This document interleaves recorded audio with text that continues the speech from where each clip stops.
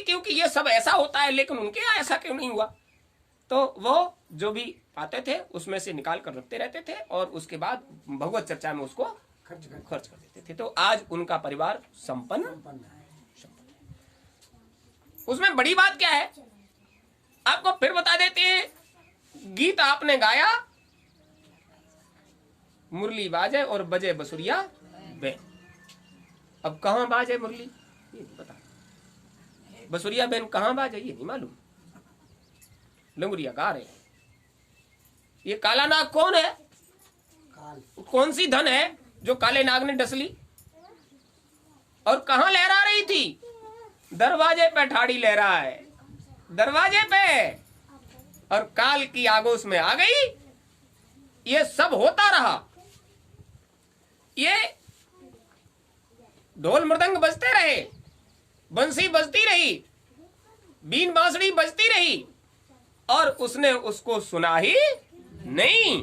और काल रूपी नाग ने उसे खा लिया। समय ने वो सारा खर्च करवा दिया और वो कहीं की भी नहीं। लंगुरिया गाते थे और उसका मतलब, अब क्या हम आपको घरों में जाके लंगुरियाओं का भी मतलब बताएं। अरे तुम गाते हो तो पूछोगे तो बताएंगे। होली में ढोल बजाकर चौपाई निकलती थी और उसमें खूब गाया जाता था, मेरो जिया पिय में बासे, पिय में बासे, पिय को हित मोसे ना, पिय बिन होली को खेले। अब कोई जानता ही नहीं इसका मतलब। अपने संसारी लगा लेते। कोठा भीतर कोठारी, जामे दो करुआ नाग, काल और उन्होंने से गोरी बच गई। यानी जब महापुरुष के संपर्क में आई तो उन्होंने उससे उसे बचा लिया। सीढ़ियां लागी दो चार। अब जो अंतर में सीढ़ी है, ईश्वर का पद, ब्रह्म का पद, पार ब्रह्म का पद, ये सीढ़ियां हैं।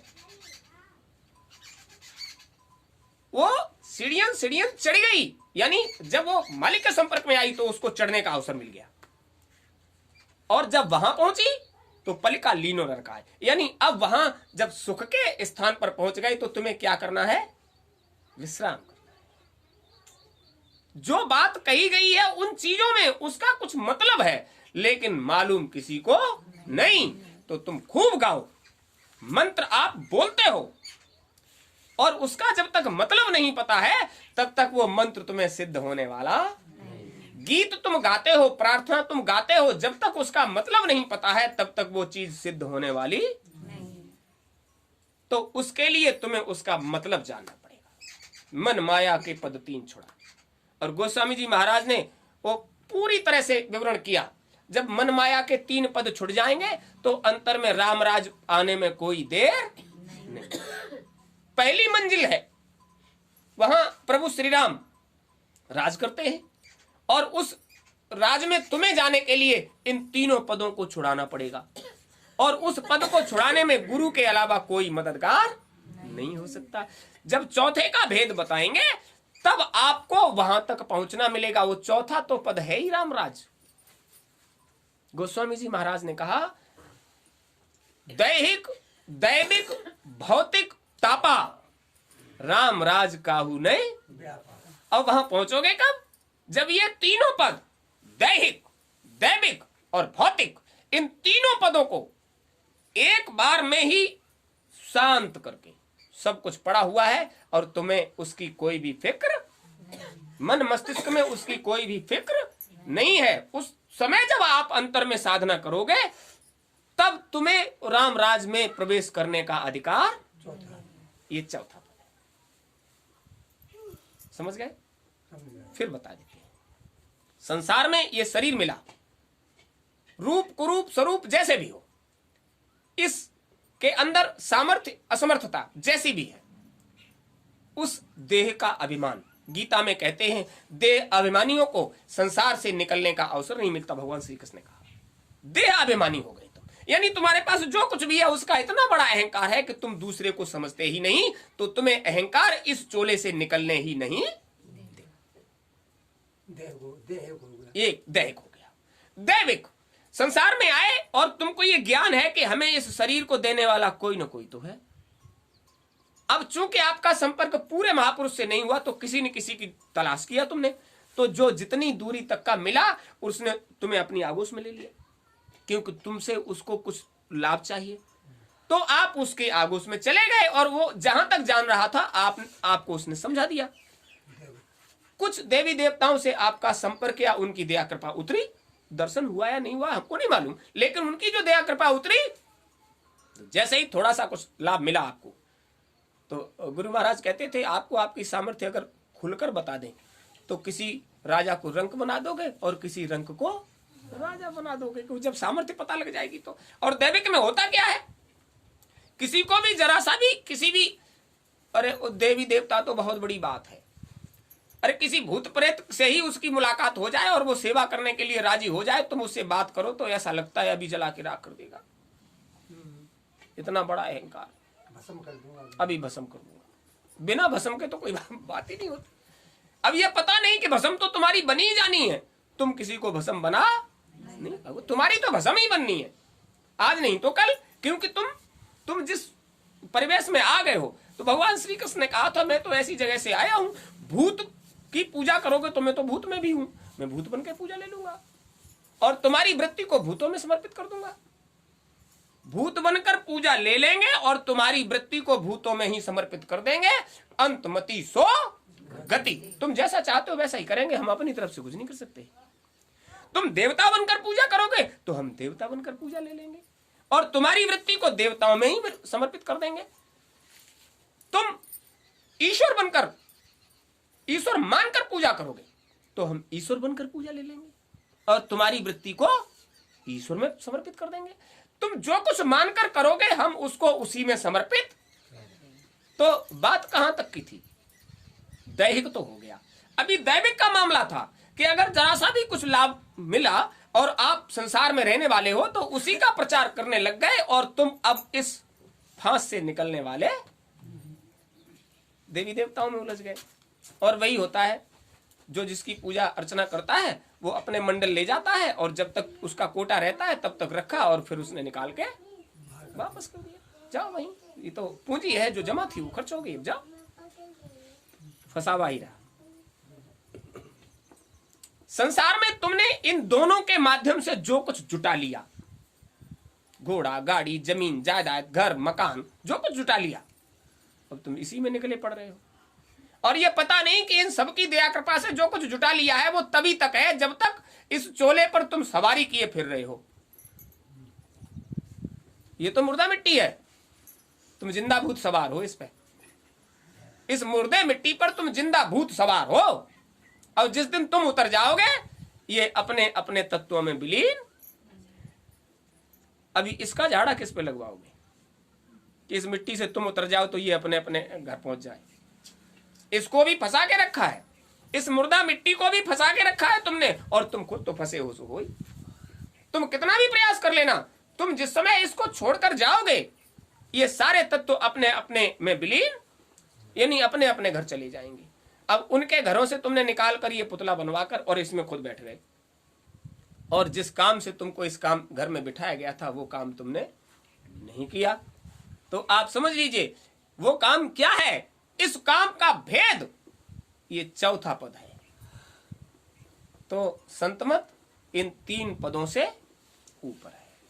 मन माया के इन तीनों पदों को छोड़कर जब तक आप चौथे के लिए चिंतन नहीं करोगे तब तक गुरु की असली दया का लाभ आपको मिलने वाला। अब गुरु की तो दया बरसात की तरह बरसती है, तो जरूरी नहीं है आप खेत में पानी लगाने जाओ और उसकी मेड़ से होकर पानी उतरे तो आप मिट्टी रख देते हो, दूसरे के खेत में न जाए, आपकी मेहनत का है ना। और जब कुदरत पानी बरसाती है तो सर ऊसर सब जगह वर्षा होती है। यानी समर्थ जब दया करता है तो किसी का भेद नहीं होता और असमर्थ वाले तो अपने अपने में ही तो समाएंगे। तो आप समझ लीजिए समर्थ से मिलने के बाद आपको समर्थ के हिसाब से ही कार्य व्यवहार करना पड़ेगा, तब तो मिलेगा आपको उसका लाभ। जितने जीव गुरु महाराज के दरबार में पहुंचते हैं सर मत्था टेका और जिसको अपना जानते हैं अपने लिए और जिसको सिर्फ अपना जानते हैं उसके लिए दया प्रार्थना करते हो। ऐसे ही करते हो? अरे जब आए गुरु महाराज के दरबार में तो पहले तो अपना मत्था टेका, मालिक दया करना, यानी हमारे ऊपर करना, और उसके बाद आपको जिससे वास्तव में प्रेम या लगाव है आपने उसके लिए भी कर लिया। हमारी लली के लिए, हमारी लला के लिए, हमारी अम्मा की तबीयत खराब है। अच्छा तुम्हारी अम्मा की तबीयत खराब है, संसार में और भी तो लोग ऐसे हैं जिनकी तबीयत खराब होगी, सबके लिए प्रार्थना कर लो। अलग से कुछ खर्च करना पड़ेगा क्या? नहीं करना पड़ेगा। लेकिन हम क्यों करें किसी के लिए? ये हमारे अपने हैं और ये अपने पराये का भेद महापुरुषों में नहीं होता। वो तो जो भी आया सामने उसी पर निछावर, उसी पर बलिहार, उसी पर कुर्बान। ये मोटी माणी सस्ती सी बात। अब इसको समझने की जरूरत है। जब इधर आते हैं गुरु महाराज के दरबार में, आपकी जब हाजिरी होती है तो मालिक से प्रार्थना करते हैं, हुजूर दया तो सब जीवों पर करना, आपको तो दया ही करनी है। तो संसार में जितने जीव अभी आपके फंसे पड़े हैं सब पर दया करना। लेकिन जितने लोग दरबार में आ गए हैं इनकी हाजिरी, और जो दरबार में आएगा उसी की तो हाजिरी लगेगी। दया तो सब पर करना, लेकिन जो जीव आपके दरबार में समय निकाल कर आए हैं इनकी हाजिरी लगा लीजिए। इन जीवों ने आज आपके दरबार में हाजिर होकर अपना कीमती समय आपको समर्पित किया। ईमानदारी का काम, बेईमानी नहीं है कि वो वहां भोपाल में बैठे हैं तो उनके लिए भी कर दीजिए, ऐसा नहीं हो सकता। यहां तो ईमानदारी का खेल है। आपको दृष्टि भर के देखा और हुजूर के आगे अस्क रख दिया, हुजूर देखो ये भी है, ये भी है, ये भी है, ये सब लोग हाजिर हैं, हुजूर इनकी हाजिरी कर लो। जब ये लोग इधर से उधर आए, धोखे से भी अगर संयमनी नगरी चले जाते हैं तो ये तुरंत कहेंगे हम तो उनके दरबार के दरबानी हैं, हम तुम्हारे यहाँ आने वाले भाई, हम तो उनके दरबार के दरबानी हैं। तो तुरंत हाजिरी दी जाएगी, वहां चलकर देखो दरबानी है या नहीं है, क्योंकि वो लेखा जोखा उनके पास तो है नहीं। तो पार्षद लेकर आपको गुरु के दरबार पहुंचेंगे, हुजूर ये, और वो प्रमाण दे देंगे गलत ले गए तुम, ये वास्तव में हमारा है, देखो इसकी हाजिरी लगी है। जब आप दरबार में हाजिर होते रहोगे और हर बार आपकी हाजिरी वहां होगी तो आपको वो दिखा सकते हैं, देखिए ये तो जीव हमारा है। छुट्टी काल माया के परिवेश से निवृत्ति। तो आप अनुमान लगाइए, ये मौत जो है वो मालिक की है। बड़ी बात बताते हैं आपको, हम और आपको दुख तकलीफ कष्ट परेशानी जब होती है तो बड़ी चिंता जाहिर करते हो। जरा सा भी कष्ट वाला मामला हो जाए तो दौड़ कर आए गुरु महाराज अब हमारी सुन लो। लेकिन आपको ये पता नहीं कि गुरु महाराज अगर आपकी सुनने लग जाए तो आप उसे बर्दाश्त नहीं कर पाओगे। वास्तव में हमारे जो क्रियाकलाप हैं वो तो इस लायक है ही नहीं कि गुरु महाराज की 1% दया हम पर उतरनी चाहिए। जब से संसार में जीवात्मा उतर कर आई उस समय से आज तक उन्होंने आपको पराया नहीं बनाया, लेकिन तुमने उन्हें पराया कर दिया। उन्होंने आज तक तुम्हें नहीं छोड़ा, लेकिन तुमने उन्हें छोड़ दिया। नजरिया आप समाज में जाइए, जो लोग गुरु महाराज के संपर्क में नहीं आए आप उनसे बात करके देखिए, वो भी मालिक के तो अपने ही है। उन्होंने मालिक के प्रति कैसे भाव विचार बना रखे। आपका मन खराब हो जाएगा, बुद्धि खराब हो जाएगी, चित्त खराब हो जाएगा। गुरु महाराज क्यों कहते थे रहनी गहनी सुधार लो। जब मालिक के सभी जीव हैं तो रहनी तो एक ही बात है, जब सभी आपके हैं तो हम आपके ही जीवों में रहते हैं। इसका मतलब क्या है, वो जीव तो हमारे ही हैं, लेकिन वो हमसे बिछड़ गए और अब हमें ढूंढना नहीं चाहते, हमें अपनाना नहीं चाहते। तो जब तक किसी को अपनाओगे नहीं तब तक वो आपका होने वाला, जब अपनाओगे तभी तो आपका होगा। अपनाते किसको हो? संसार को। और जिसने संसार दिया उससे कोई मतलब नहीं रहा। तो आप समझ लीजिए, जिसने संसार दिया है, देने वाले ने दिया, केवल दृष्टि थी उनकी कृपा की। उनकी कृपा की दृष्टि पड़ी और आपको संपूर्ण संसार समर्पित कर दिया गया, जाओ भोगो। लेकिन तुमने एक बार भी उन कृपाकांक्ष के ऊपर अपनी वो दृष्टि जिससे दया उतरती है नहीं डाली।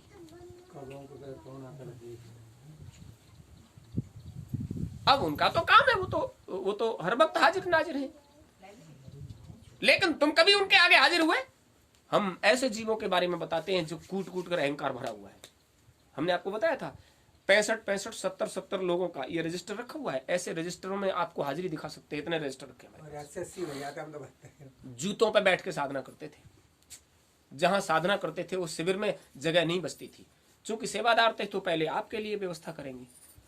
दहलीज पर पड़े हैं जूते, उन जूतों में ही बैठकर साधन भजन होता था, क्योंकि जगह ही नहीं रहती, इतना भीड़ होती थी। उन लोगों में से आज अगर कार्यक्रम होता है तो उन लोगों में से 50% लोग भी दिखाई, क्या वो भक्ति उसी समय के लिए थी?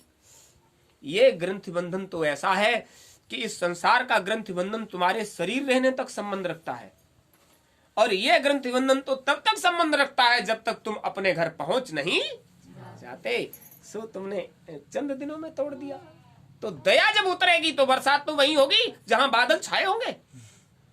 और देखा है आपने, वो पड़ोस में पानी बरस गया, अब तुम बैठ रहे हो उदयपुरा में पानी बरसा, और लोग यहाँ कह रहे थे थोड़ा सा हो जाता।